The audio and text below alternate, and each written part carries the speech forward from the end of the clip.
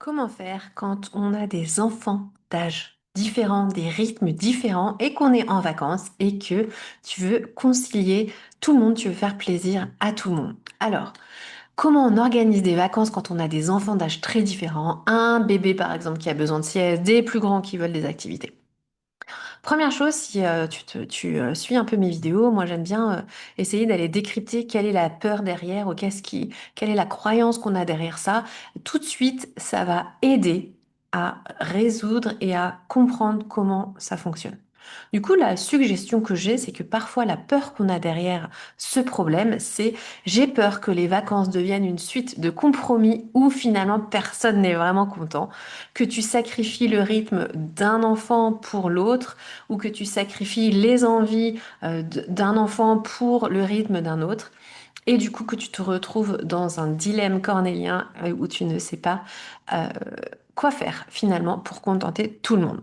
Alors, en fait, on rêve tous d'une journée de vacances, par exemple, où tout le monde profite et où on se retrouve et finalement on se retrouve à courir entre la sieste du bébé et l'envie de sortie de nos grands. Et du coup, soit on va sacrifier l'activité par respect du rythme du petit, soit et les grands traînent leur frustration toute la journée, soit tu sacrifies la sieste pour faire plaisir aux grands, et là tu passes la soirée avec un bébé qui est surfatigué et qui du coup pleure. Bien entendu, ça n'arrive pas tout le temps, heureusement, mais ça peut arriver. Et finalement, on finit par culpabiliser dans les deux sens. On a l'impression qu'on n'a jamais pris la bonne décision, qu'il y en a toujours un qui est lésé.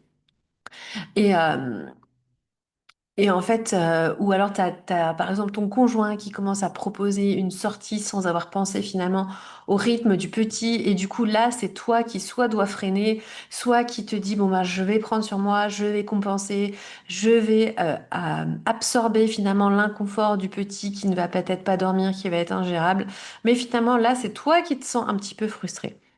Et tu te dis probablement, bah, ça sera plus simple dans quelques années. Et en attendant, bah, on peut subir nos journées de vacances au lieu de les choisir. Et au fond, et puis, c'est pas l'organisation en elle-même, c'est l'impression de ne pas pouvoir contenter tout le monde en même temps. Du coup, j'avais envie de te parler un petit peu de ce qui se joue vraiment derrière et les choses qui vont changer tout. L'idée numéro un, c'est d'arrêter de chercher une journée qui convient à tout le monde en même temps. Ça n'existe pas et à aucun âge mélangé, ni même pour nous parents. Et en fait, déjà de savoir ça, c'est OK. La question n'est plus comment je vais faire pour satisfaire tout le monde, c'est OK, comment on va faire pour qu'il y en ait qui profitent et il y en ait d'autres qui se réjouissent du bonheur des autres. Ce que cherchent vraiment les grands, c'est souvent de ne pas faire plus et sentir que leur envie compte autant que celle du bébé. Et ce que cherche le bébé, bien entendu, tu t'en doutes, c'est pas un emploi du temps parfait, c'est un rythme stable qui le rassure, peu importe ce qui se passe autour. Donc du coup, le vrai sujet, il n'est pas logistique, il est relationnel. Chaque enfant a besoin de sentir qu'il a sa place dans le programme et pas juste qu'on s'adapte à l'autre. Du coup, les grands ne veulent pas se sentir qu'ils sont toujours en train de s'adapter au bébé, et le bébé ne peut pas non plus s'adapter toujours au grand. Voilà, il a besoin juste d'avoir cette sécurité de ses besoins primaires. À l'inverse, vouloir que le bébé suive à tout prix le rythme des grands, c'est aussi créer de la fatigue qui va retomber au final sur toute la famille. Et finalement, la soirée jeu de société que tu avais prévu, que tu te réjouissais, bien finalement, tu es incapable de la faire parce qu'en fait, ton bébé n'arrête pas de pleurer, ou ton petit est trop fatigué, ou toi, tu es trop fatigué, et du coup, tu vas dormir et tu ne feras pas peut-être la soirée de vacances jeu de société que tu as prévue. Du coup, pardon, le bon repère, c'est pas l'âge, c'est la structure de la journée. De donner un point fixe aux plus petits et de la flexibilité autour pour les plus grands. Du coup, concrètement, comment est-ce qu'on fait ça?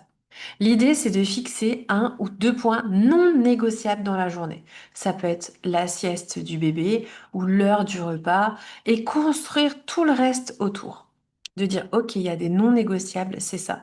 Et personnellement, moi, en vacances, mon non négociable, c'est d'avoir, après le repas de midi, d'avoir une demi-heure, trois quarts d'heure de pause toute seule où j'ai besoin de soit faire une sieste, soit de lire un livre, soit d'avoir un temps juste pour moi. Et ça, c'est non négociable aussi, ça fait partie des non négociables. Donc voilà, l'idée c'est d'avoir un ou deux ou trois, tu verras, points non négociables.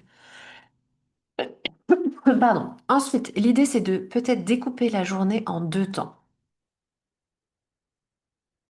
Et du coup, ces deux temps, ça ressemble à quoi? Un temps où on est tous ensemble sur un rythme un peu plus doux et un temps où les plus grands ont une activité qui leur appartient sans les plus jeunes ou sans l'autre âge, les enfants de l'autre catégorie d'âge. Voilà. L'idée aussi, c'est d'alterner les jours. Un jour peut-être qui est pensé pour plutôt le rythme des plus jeunes, un autre qui est plutôt pensé pour le rythme des plus grands. Et je ne t'oublie pas dans l'équation, peut-être aussi une journée qui est pensée plutôt pour toi, ce que tu aspirais à faire en vacances.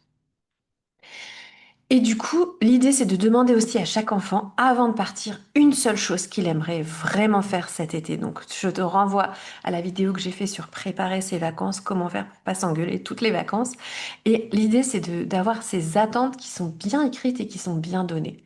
Ça ne veut pas dire qu'elles vont être parfaites, mais ça veut dire qu'elles peuvent être mises à jour. Mais l'idée, c'est toujours intéressant d'avoir réfléchi, non pas pour les respecter, mais pour savoir ce que j'ai envie de vraiment vivre. Et puis, l'idée, c'est aussi d'arrêter d'avoir cette pression des vacances réussies. Et qu'un enfant qui râle, ce n'est pas un échec. Vraiment, quand on changera notre mindset là-dessus, c'est qu'un enfant qui râle, oui, c'est pénible, mais ça ne veut pas dire que c'est un échec. Ça ne veut pas dire que les vacances sont pas réussies, ça ne veut pas dire que ça va se passer tous les jours comme ça.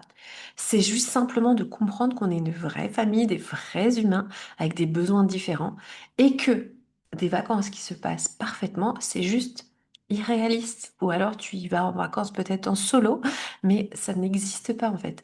Et du coup, de comprendre ça et de se dire simplement, ben, ok, en fait, ce n'est pas un échec pour personne, en fait. Pour personne. Et peut-être que toi aussi, ça va te saouler de rester au parc de jeux pendant 3 heures et que tu en auras marre de voir ton enfant faire du toboggan et que tu auras envie de faire autre chose. Peut-être. Est-ce que c'est pour ça que toi, tu vas pas le vivre comme un échec si c'est toi qui as cet inconfort, mais peut-être que si un autre enfant a un inconfort, tu vas le vivre comme un échec. Du coup, je t'interroge là-dessus.